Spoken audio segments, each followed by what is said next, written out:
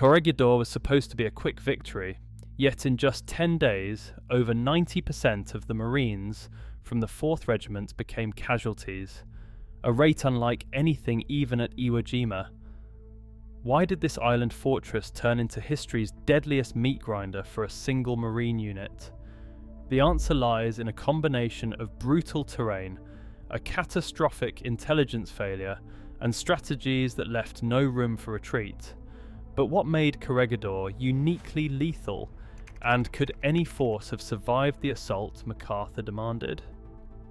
To understand why so many fell, we have to go back to what was really waiting on the rock. Corregidor sits at the mouth of Manila Bay, a rocky outpost just 2 miles wide, but its value stretched far beyond its size.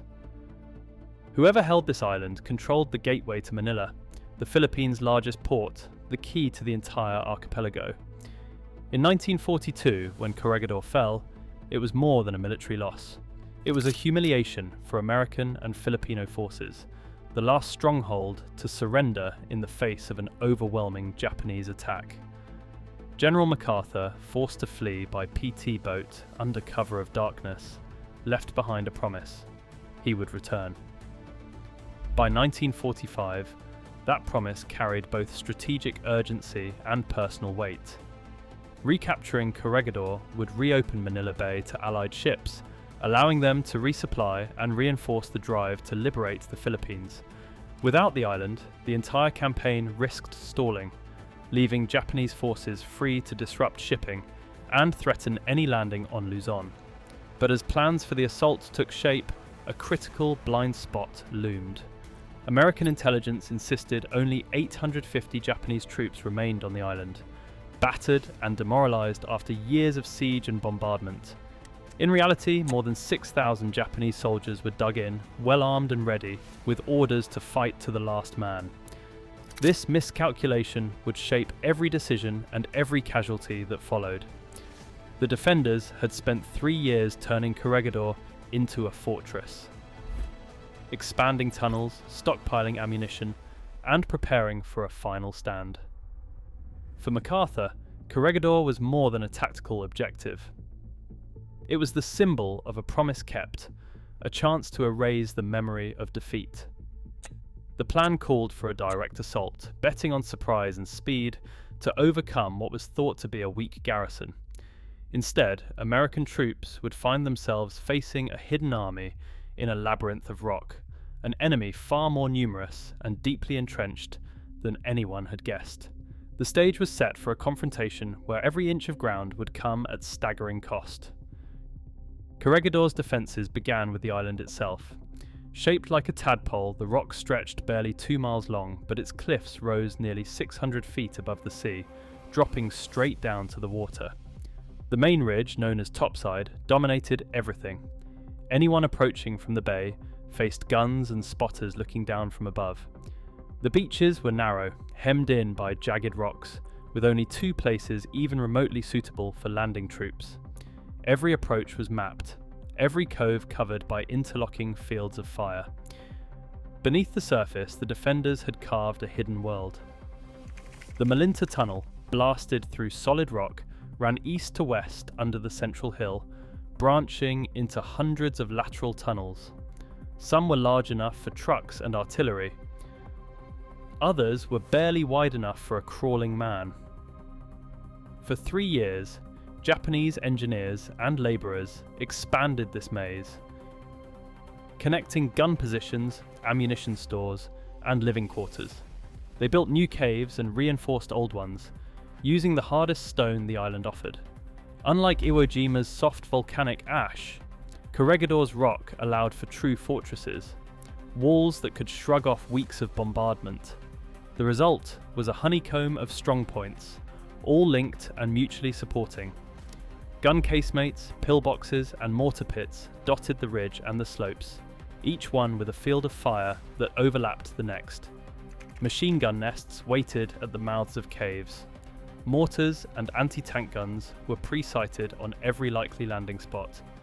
The defenders could vanish underground, move unseen through narrow passageways, and reappear behind attacking troops. For the attackers, there was no way to circle or flank. The only options were a frontal assault up the cliffs, or a drop onto the exposed topside plateau. Once ashore, every step forward meant moving through pre-registered kill zones. The terrain itself funneled men into predictable paths, where snipers and artillery watched every move. Even the best planned attack would be forced into these narrow corridors, with nowhere to hide and nowhere to run. In this setting, the island's geography wasn't just a backdrop, it was the strongest ally the defenders had. Before dawn, on February 16, 1945, the 1st C-47s circled over Corregidor's topside. Paratroopers from the 503rd leapt into a gale, aiming for a parade ground barely the size of a city block. Winds whipped men sideways, slamming them into shattered concrete, tangled trees, and each other. Some chutes never opened in time. In the chaos, 3 men died before even reaching the ground, and dozens more landed hard, breaking legs and arms or getting pinned under collapsed ruins. The drop zone, littered with debris and ringed by enemy positions, left little room to regroup. Landing craft nosed towards San Jose Beach, carrying the 3rd Battalion, 34th Infantry.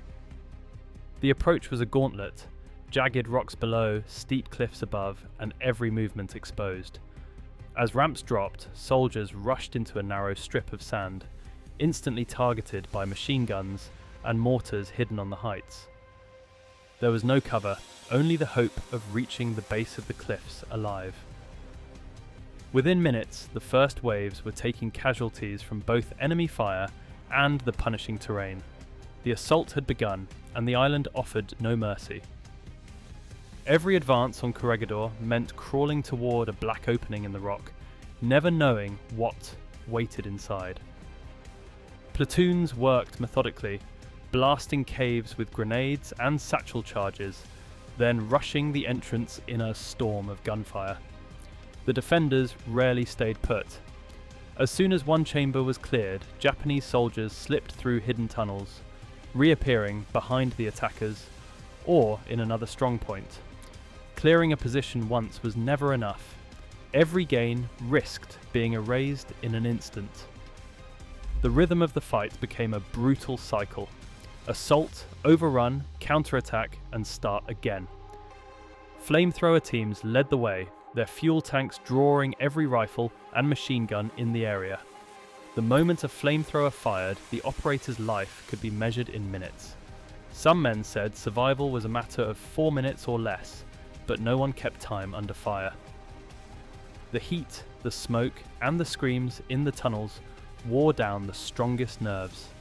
By the end of each day, units counted not just the wounded and dead, but men too shaken to go on. Combat fatigue set in quickly, and replacements had to step over the fallen to keep the assault moving. On the night of February 21st, 1945, the fight for Corregidor reached its most violent moment. As American troops worked to seal Japanese defenders inside the Malinta Tunnel, the ground itself erupted. Trapped deep within the labyrinth, Japanese soldiers triggered a massive detonation that set off tons of stored ammunition and explosives. The blast tore through the heart of the hill, sending shockwaves that lifted concrete and rock, hurling debris hundreds of yards in every direction. Malinta Hill.